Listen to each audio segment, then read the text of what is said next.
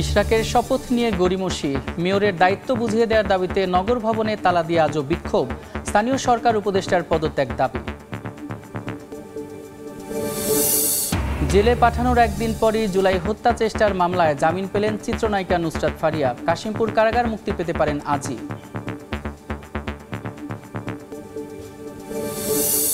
শাহজালাল থেকে উড্ডয়নের পর পাখির আঘাতে টার্কিশ এয়ারের বিমানের ইঞ্জিনে আগুন, 280 আরোহী নিয়ে নিরাপদে অবতরণ, মেরামতের পর ফ্লাইট। ভারতে অবস্থানরত অবৈধ বাংলাদেশিদের 30 দিনের মধ্যে শনাক্তের নির্দেশ, রাজ্যে রাজ্যে স্বরাষ্ট্র মন্ত্রণালয়ের বার্তা, ফেরত পাঠানো হতে পারে নিজ দেশে।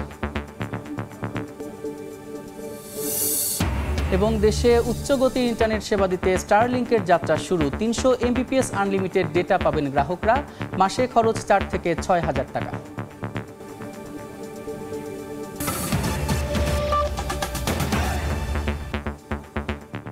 সময় সংবাদের সঙ্গে আছি আমি সাদিক হাসান ইমন। ইশরাক হোসেনকে মেয়রের দায়িত্ব বুঝিয়ে দেওয়ার দাবিতে 6ষ্ঠ দিনের মতো নগর ভবনের সামনে অবস্থান কর্মসূচি চলছে। এতে স্থবির দক্ষিণ সিটি কর্পোরেশনের কার্যক্রম। চরম ভোগান্তিতে পড়েছেন সেবাগ্রহীতারা। সকাল 10টা থেকে নগর ভবনের সামনে ঢাকা দক্ষিণের বিভিন্ন স্থান থেকে জড়ো হতে থাকেন ইশরাকের সমর্থকরা। তাদের অভিযোগ, আদালতের রায় এবং ইসির গেজেটের পরও স্থানীয় সরকার শপথ আয়োজনে গড়িমসি মানবে না দক্ষিণ সিটির মানুষ। এ সময় স্থানীয় সরকার উপদেষ্টা আসিফ মাহমুদ সজীব ভুঁইয়ার পদত্যাগের দাবি জানান তারা।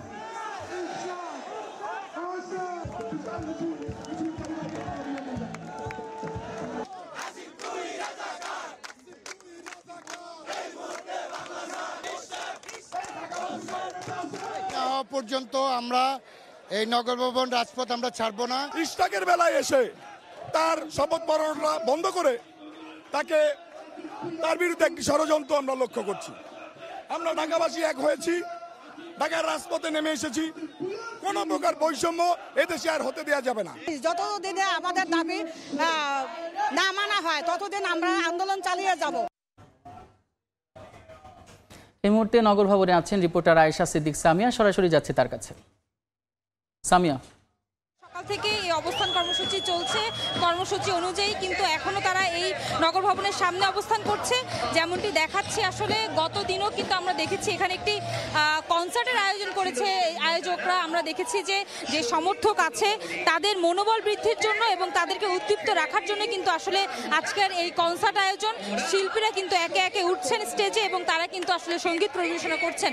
আমরা দেখছি এতে নেতাকর্মী যারা আছে তারা স্লোগানে যেমন এই এলাকাটি মুখরিত করে রেখেছে, তেমনি কিন্তু আসলে তাদের দাবি একটি, সেই দাবিটি হচ্ছে যে ইঞ্জিনিয়ার ইশরাক হোসেনকে যাতে তারা মেয়র পদে দেখতে পারে, মেয়রের দায়িত্বে যাকে নাও দেখতে পারে এবং নগরের যে উন্নয়ন সেটি যাতে ইশরাক দিয়ে হয়, এমনটি কিন্তু তারা চাচ্ছেন। আমরা দেখছি একে একে কিন্তু এখনো আসছেন নেতাকর্মীরা বিএনপির এবং তারা কিন্তু এখানে অবস্থান করছেন। পাশাপাশি তারা কিন্তু বলছেন স্থানীয় যে সরকার রয়েছেন আসিফ নজরুল ভুঁইয়া, তিনি কিন্তু আসিফ মাহমুদ সজীব ভুঁইয়া তার আসলে পদত্যাগ কিন্তু তারা দাবি করছেন। আমরা দেখছি যে এখন আসলে উচ্চ স্বরে তারা চিল্লিয়ে কিন্তু আসলে তাদের জানান দিচ্ছেন দাবিগুলো এবং আজকে তেমন কোনো ব্যানার আমাদের চোখে না পড়লেও আমরা দেখছি যে তারা কিন্তু বলছিলেন যে এই যেই দাবি তাদের যতক্ষণ পর্যন্ত আদায় না হবে, সরকারের পক্ষ থেকে যতক্ষণ পর্যন্ত কোনো বিবৃতি কিংবা কোনো আসলে এই দাবি মানা হচ্ছে এমন কোনো পজিটিভ তথ্য ততক্ষণ না দিবে ততক্ষণ পর্যন্ত কিন্তু আসলে তারা এই দাবি চালিয়ে যাবে বলে আমাদেরকে জানিয়েছেন।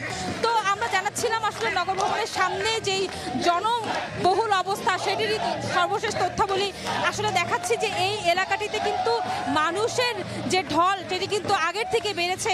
সকাল 10টার পরেও কিন্তু তারা আসছেন এবং এখন পর্যন্ত চলছে, কর্মসূচি কিন্তু চলবে আজ বিকেল পর্যন্ত।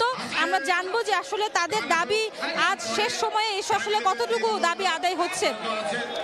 আমরা আসলে দেখছি যে এখানে মানুষ রাস্তায় বসে পড়েছে এবং আশেপাশের যে সড়কের যান চলাচল আছে সেটি কিন্তু আসলে বন্ধ করে দিয়েছে এই নেতাকর্মীরাই। এর ফলে আশেপাশের সড়কগুলোতে কিন্তু যানবাহনের মাত্রা বেড়েছে এবং সেটি স্থবির অবস্থায় আছে। তো এই ছিল নগর ভবনের সামনে থেকে এই ইশরাক হোসেনের মেয়র পদের যেই দাবির যেই তারা তুলেছিল সেটি কিন্তু আমরা জানাচ্ছিলাম আপনাদের সেই খবরাখবর নগর ভবনের সামনে থেকে। ঢাকা দক্ষিণ সিটি কর্পোরেশন নগর ভবনের সামনে থেকে যুক্ত ছিলেন সহকর্মী সামিয়া। এদিকে ঢাকা দক্ষিণ সিটির মেয়র হিসেবে বিএনপি নেতা ইশরাক হোসেনকে শপথ না পড়ানোর নির্দেশনা চেয়ে রিটের শুনানি দুপুরে বিচারপতি মোহাম্মদ আকরাম হোসেন চৌধুরী এবং বিচারপতি দেবাশিস রায় চৌধুরীর হাইকোর্ট বেঞ্চে রিট আবেদনের শুনানি হবে। গত বুধবার বিএনপি নেতা ইশরাক হোসেনকে দক্ষিণ সিটি কর্পোরেশনের মেয়র হিসেবে শপথ না পড়ানোর নির্দেশনা চেয়ে হাইকোর্টে রিট আবেদন করা হয়। সেই সঙ্গে ইশরাককে মেয়র ঘোষণা করা ঢাকার প্রথম যুগ্ম জেলা জজ এবং নির্বাচনী ট্রাইব্যুনালের বিচারকের বিরুদ্ধে শাস্তিমূলক ব্যবস্থা গ্রহণের নির্দেশনাও চাওয়া হয় রিটে। হাইকোর্টে রিট আবেদনটি করেন দক্ষিণের বাসিন্দা মোহাম্মদ মামুনুর রশিদ। গত 27 এপ্রিল ইশরাক হোসেনকে মেয়র ঘোষণা করে গেজেট প্রকাশ করে নির্বাচন কমিশন। রাজধানীর ভাটারা থানায় হত্যা চেষ্টা মামলায় জামিন পেলেন অভিনেত্রী নুসরাত ফারিয়া। সকালে ঢাকার চিফ মেট্রোপলিটন ম্যাজিস্ট্রেট মুস্তাফিজুর রহমানের আদালত শুনানি শেষে এ আদেশ দেন। এর আগে রোববার শাহজালাল আন্তর্জাতিক বিমানবন্দর থেকে তাকে গ্রেফতার করা হয়। সোমবার মামলার শুনানি শেষে আদালত তাকে কারাগারে পাঠানোর আদেশ দেন। একই সঙ্গে জামিন শুনানির জন্য 22 মে দিন ধার্য করেন। এনামুল হক নামে এক ব্যক্তি গত 27 মার্চ আদালতে দায়ের করা মামলায় আসামি করেন শেখ হাসিনা, 17 জন অভিনেত্রী এবং আরও 165 জনকে। এতে 207 নম্বর ব্যক্তি হিসেবে অভিযোগ আনা হয় নুসরাত ফারিয়ার বিরুদ্ধে।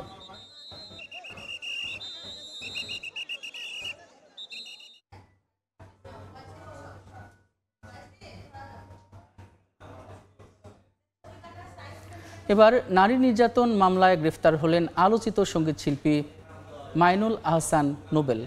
সোমবার রাতে তাকে গ্রেফতার করে ডেমরা থানা পুলিশ নিয়ে যায়। বিষয়টি নিশ্চিত করেছেন DMP media and public relation বিভাগের উপকমিশনার মোহাম্মদ তালিবুর রহমান।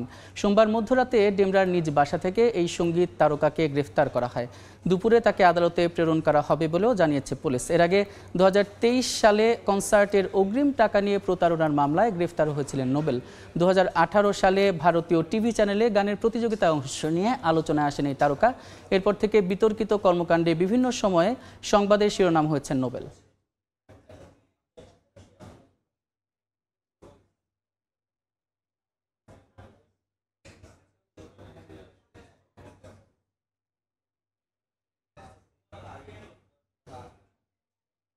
শাহজালাল বিমানবন্দর থেকে উড্ডয়নের পরই টার্কিশ এয়ারলাইন্সের একটি বিমানের ইঞ্জিনে আগুন ধরে 280 যাত্রী নিয়ে জরুরি অবতরণ করে।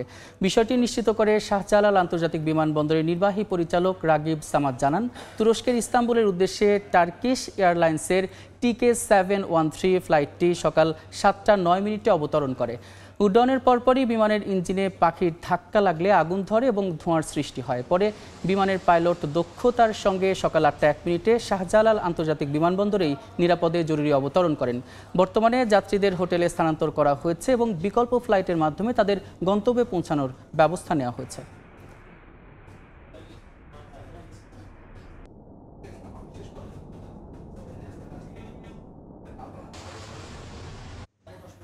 এই মুহূর্তে শাহজালাল আন্তর্জাতিক বিমানবন্দরে আছেন রিপোর্টার আলতাফ হোসেন। সরাসরি যাচ্ছি তার কাছে। আলতাফ, সকাল 7টার সময় টার্কিশ এয়ারলাইন্সের একটি ফ্লাইট TK713 ফ্লাইটটি উড্ডয়ন করে এবং উড্ডয়নের কিছুক্ষণ পরই আসলে মূলত ইঞ্জিনের ডান পাশের ইঞ্জিনটিতে মূলত বার্ড হিটের কারণে ধোঁয়ার সৃষ্টি হয় এবং তাৎক্ষণিকভাবে ফ্লাইটটির পাইলট দক্ষতার সাথে এবং সতর্কতামূলকভাবে ফ্লাইটটি অবতরণ করেন। তার আগে প্রায় ঘণ্টাখানেক ফ্লাইটটি তেল পুড়িয়ে তারপরে মূলত ফ্লাইটটি বিমানবন্দর অবতরণ করেন সতর্কতামূলকভাবে। এতে খুব সতর্কতার সাথেই মূলত কোনো প্রকার ক্ষতি হওয়া ছাড়াই সাবধানেই আসলে বিমানটি অবতরণ করে এবং এতে কোনো ক্ষয়ক্ষতি হয়নি এবং কোনো ধরনের হতাহতের ঘটনা ঘটেনি। যাত্রী যারা ছিলেন মূলত প্রায় 290 জনের মতো যাত্রী ছিলেন বিমানটিতে। এতে কোনো ধরনের কেউ ক্ষতিগ্রস্ত হননি এবং তাদেরকে এই মুহূর্তে হোটেলে স্থানান্তরের ব্যবস্থা করা হয়েছে এবং বিকল্প ফ্লাইটের ব্যবস্থা করা হয়েছে বলে বিমান কর্তৃপক্ষ জানিয়েছে। আর একই সাথে বিমানটিকে আসলে এই মুহূর্তে যেটি বিমান কর্তৃপক্ষ বলছেন যে সেটার মেরামতের কাজ চলছে। আসলে এটি এ পর্যন্ত এই ছিল আমার কাছে থাকা আসলে বিমানবন্দরের সবশেষ খবর। তবে পরবর্তীতে এই ফ্লাইটের যারা যাত্রী আছেন তাদেরকে কখন নাগাদ আসলে তাদেরকে ফ্লাইটের ব্যবস্থা করা হবে সেই বিষয়টি কিন্তু এখন পর্যন্ত বিমান কর্তৃপক্ষ জানাতে পারেনি। এই ছিল আমার কাছে থাকা সবশেষ খবর। শাহজালাল বিমানবন্দর থেকে যুক্ত ছিলেন সহকর্মী আলতাফ। রাখাইনে মানবিক করিডর দেওয়ার এখতিয়ার নেই অন্তর্বর্তী সরকারের। সীমা লঙ্ঘন করলে এই সরকারকেও জবাবদিহির কাঠগড়ায় দাঁড়াতে হবে বলে হুঁশিয়ারি দিয়েছেন বিএনপির চেয়ারপারসনের উপদেষ্টা আব্দুস সালাম। সকালে জাতীয় প্রেস ক্লাবে এক অনুষ্ঠানে এই হুঁশিয়ারি দেন তিনি। ওইখানে আলাদা আরেকটা রাষ্ট্র, আরেকটা স্টেট গঠনের জন্য জাতীয় আন্তর্জাতিক ষড়যন্ত্র বহুদিন ধরে চলছে। কাজে আল্লাহর রাস্তে ইনোসেন্ট বাংলাদেশকে সেটার মধ্যে ঠেলে দিয়ে না, এবং সেই অধিকার আপনাকে কেউ দেয় নাই সেই ধরনের কোনো কিছু করার। নির্বাচনের কথা বললে ওইটা বলে যে নির্বাচন দেওয়া যাবে না, সময় মতো দিব, আর ওইগুলো আপনি দিচ্ছেন, এটা আপনাকে কে দিচ্ছে? কোনো রাজনৈতিক দল বলছে? সীমা লঙ্ঘন করলে আপনাকেও কিন্তু জবাবদিহির কাঠগড়ায় দাঁড়াতে হবে। ভারতে অবস্থানরত ও দেশটির নাগরিক দাবি করা বাংলাদেশি এবং মিয়ানমারের অবৈধ অভিবাসীদের চিহ্নিত করতে 30 দিনের সময়সীমা বেঁধে দিয়েছে কেন্দ্রীয় স্বরাষ্ট্র মন্ত্রণালয়।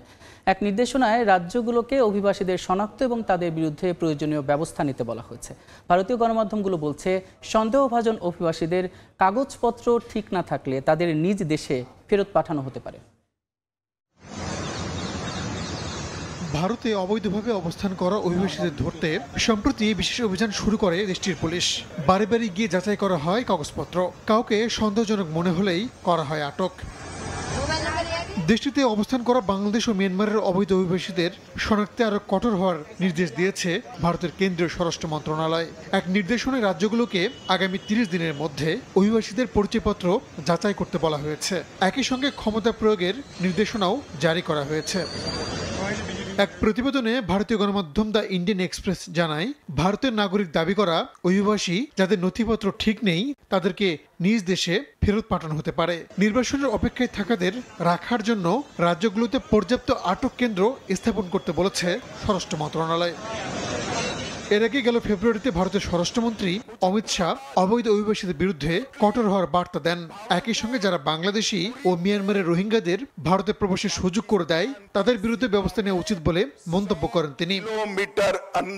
এরপর থেকে রাজস্থান ও গুজরাটের মতো রাজ্যগুলোতে অবৈধ অভিবাসীদের ধরতে অভিযান শুরু হয়। দ্য ইন্ডিয়ান এক্সপ্রেসের প্রতিবেদন অনুযায়ী চলমান অভিযানে 6000-এর বেশি অভিবাসীকে আটক করা হয়েছে, যাদেরকে নিজ দেশে ফেরত পাঠানোর প্রক্রিয়া চলছে।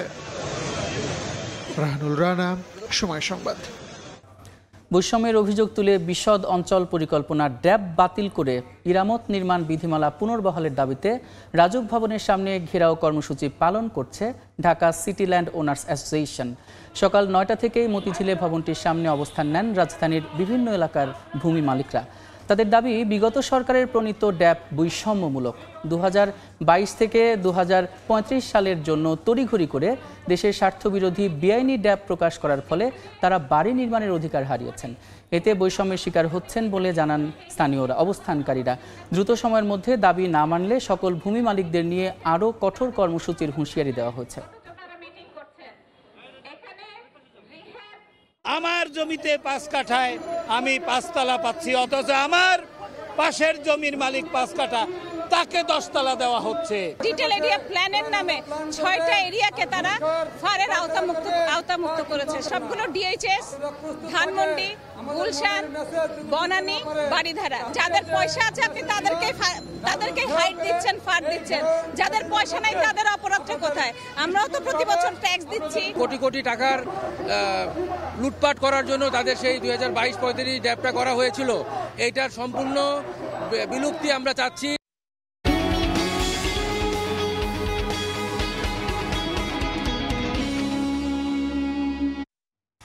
পরীক্ষা নিরীক্ষার পর অবশেষে বাংলাদেশে আনুষ্ঠানিকভাবে উচ্চগতির ইন্টারনেট সেবা চালু করল স্টারলিংক।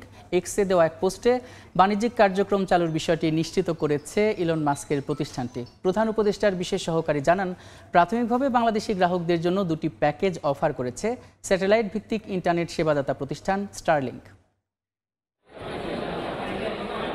গেল 9 এপ্রিল ঢাকায় বিনিয়োগ সম্মেলনে পরীক্ষামূলকভাবে বিনা খরচে প্রথমবারের মতো স্টারলিংকের উচ্চগতির ইন্টারনেট ব্যবহারের সুযোগ পায় দেশের মানুষ। এরপর 29 এপ্রিল ইলন মাস্কের প্রতিষ্ঠানকে লাইসেন্স দেয় বিটিআরসি। স্টারলিংক অনুমতি চেয়েছিল টেস্ট রান করার জন্য, আমরা টেস্ট রানের অনুমতি দিয়েছি লাইসেন্সিং শর্ত অনুযায়ী। ওনারা এখন আমাদের অপারেশনাল প্ল্যানটা চূড়ান্ত কি হবে সেটা আমাদেরকে জানাবেন। লাইসেন্স পর 1 মাসের মধ্যে ব্যবসায়িক কার্যক্রম চালু করল স্টারলিংক। ফেসবুক পোস্টে প্রধান উপদেষ্টার বিশেষ সহকারী জানান, প্রাথমিকভাবে স্টারলিংক রেসিডেন্স এবং রেসিডেন্স লাইট এই দুটি প্যাকেজ অফার করছে। এর মধ্যে স্টারলিংক রেসিডেন্সিয়াল প্যাকেজের মাসিক খরচ ধরা হয়েছে ৬,০০০ টাকা এবং রেসিডেন্সিয়াল লাইট প্যাকেজের মাসিক খরচ ৪,২০০ টাকা। তবে উভয় প্যাকেজের জন্যই যন্ত্রপাতি স্থাপনের জন্য গ্রাহকদের এককালীন ৪৭,০০০ টাকা খরচ করতে হবে। তিনি আরও জানান, এই প্যাকেজগুলোতে কোনো প্রকার স্পিড অথবা ডেটা ব্যবহারের সীমা থাকছে না। গ্রাহকরা ৩০০ MBps পর্যন্ত গতির আনলিমিটেড ডেটা ব্যবহার করতে পারবেন। মঙ্গলবার থেকে স্টারলিংকের ওয়েবসাইটে গিয়ে অথবা নির্ধারিত প্ল্যাটফর্মের মাধ্যমে সংযোগের জন্য অর্ডার করতে পারবেন বাংলাদেশি গ্রাহকরা। শুভ খান, সময় সংবাদ, ঢাকা। জুলাই অভ্যুত্থানে আওয়ামী লীগের দোসর খ্যাত আখ্যা দিয়ে ৪৪ সচিব এবং ৯৫ ম্যাজিস্ট্রেটের তালিকা প্রকাশ করেছে জুলাই ঐক্য। সকালে জাতীয় প্রেস ক্লাবে তালিকা প্রকাশকারীরা জানান, এরপর সংস্কৃতি, শিক্ষাঙ্গন, আইন এবং গণমাধ্যমের দোসরদের তালিকা প্রকাশ করা হবে। ৩১ মের মধ্যে ছাত্র জনতাকে গুলির নির্দেশদাতা এই সচিব ম্যাজিস্ট্রেটদের অবসর, তাদের পরিবারের ব্যাংক হিসাব ও সম্পদ জব্দ, দেশত্যাগে নিষেধাজ্ঞা সহ ৭ দফা দাবি জানান তারা। ৫ আগস্টের মধ্যে চিহ্নিত দোসরদের শ্বেতপত্র প্রকাশের দাবিও তাদের।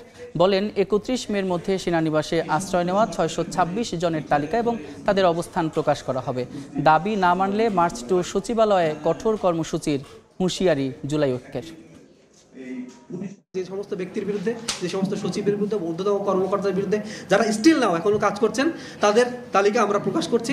এবং সব এর মধ্যে প্রত্যেকের ব্যাপারে আমাদের কাছে এভিডেন্স সহ আমাদের অভিযোগ রয়েছে। আমরা যেই দাবিগুলো জানিয়েছি সেই দাবিগুলো যদি মেনে নেওয়া না হয় এবং গভর্নমেন্ট যদি একইভাবে চলতে থাকে, তাহলে আমরা এই গভর্নমেন্টের বিরুদ্ধে প্রয়োজন সাপেক্ষে কঠোর আন্দোলনে নেমে আসতে বাধ্য হব। টর্নেডোর আঘাতে বিপর্যস্ত যুক্তরাষ্ট্রের কানসাস অঙ্গরাজ্য। স্থানীয় সময় রোববার কানসাসের গ্রিনেল শহরে আঘাত হানে শক্তিশালী টর্নেডো। এতে লণ্ডভণ্ড অবস্থা শহরের। ক্ষতিগ্রস্ত হচ্ছে ঘর বাড়ি, রাস্তাঘাট ও অবকাঠামো। উপড়ে গেছে গাছ ও বৈদ্যুতিক খুঁটি। ভিডিওতে দেখা যায় রাস্তা জুড়ে ছড়িয়ে ছিটিয়ে আছে ধ্বংসস্তূপ। তবে কোনো হতাহতের খবর পাওয়া যায়নি। কারফিউ জারি করেছে স্থানীয় কর্তৃপক্ষ। এদিকে সোমবার দেশটির ওকলাহোমা এবং নেব্রাস্কা অঙ্গরাজ্যে অন্তত 4টি টর্নেডো আঘাত হানে। এ পর্যায়ে শীর্ষ সংবাদগুলো জানিয়ে দিচ্ছে আরেকবার।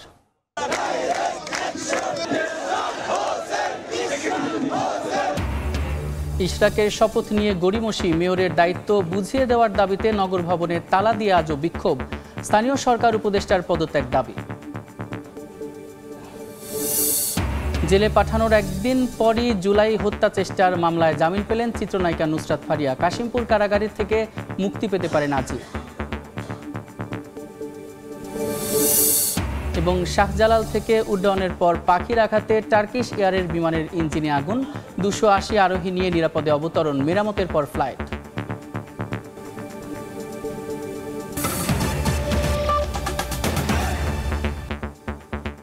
এই ছিল সময় সংবাদের সঙ্গে থাকুন সময়ের।